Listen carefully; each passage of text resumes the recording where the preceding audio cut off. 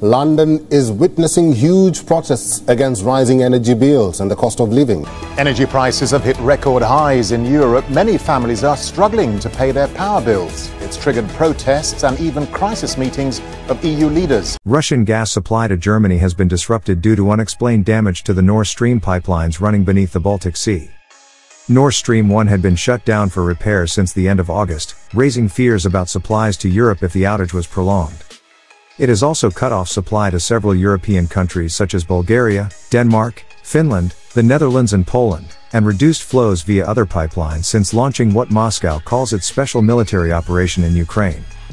What are the main routes for Russian gas to Europe? About 40% of Europe's natural gas needs are met by Russia, largely via pipelines.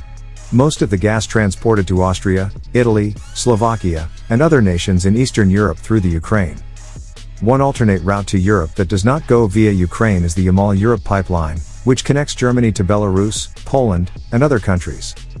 The Nord Stream 1 and Nord Stream 2 pipelines, which were built to deliver Russian gas to Europe via Germany, were both damaged by explosions. As a result, both pipelines will need to undergo major rebuilding procedures.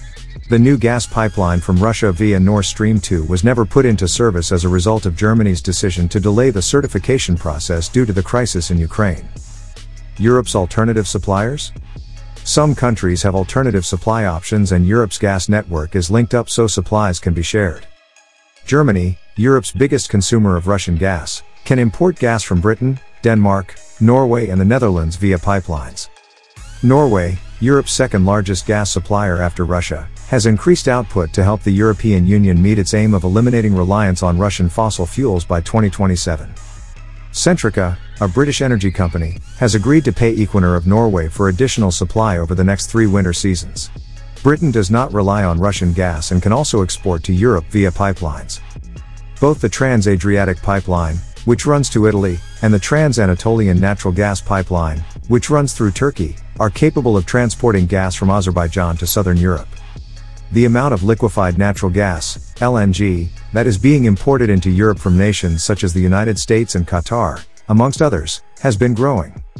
However, unanticipated disruptions in these countries due to manufacturing capacity, events, and natural disasters might reduce supply.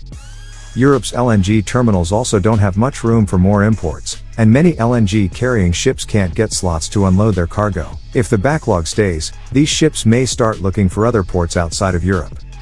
Germany is one of the countries that has expressed interest in constructing additional LNG terminals. It intends to develop a total of 5. Poland, which gets around half of its natural gas supply from Russia, claims that it will be able to get its gas supply from Germany. On October 1st, operations began on the Baltic Pipe, which runs from Norway to Poland via Denmark. Although it is now being filled with gas from Germany, the pipeline will eventually carry Norwegian gas to Poland. Other options to cope with a gas supply crunch? Spain and Germany have been advocating for the construction of a new gas connection that would pass through the Pyrenees Mountains.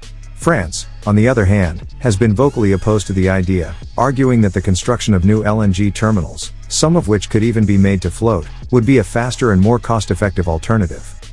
The availability of nuclear power is decreasing in Belgium, Britain, France, and Germany due to the fact that nuclear facilities are reaching retirement age, are being decommissioned, or are being phased out. This summer has seen a lack of rainfall combined with high temperatures, which has led to a decline in hydro levels.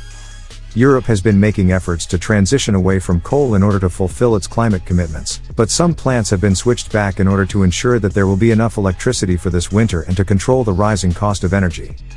Countries all around Europe are taking precautions against the possibility of power outages, blackouts, and rationing of energy supplies. While Britain has warned residents and business owners that they may experience power outages of 3 hours as a last resort, France has begun implementing a national strategy to save energy in an effort to minimize energy consumption. In order to combat the current energy crisis, the European Commission has recommended a set of emergency measures, one of which is for member states to begin participating in collective gas purchasing. Can Europe survive without Russian gas? Let me know in the comments. Thanks for watching, and for more amazing videos, please leave a comment, share, subscribe, and like.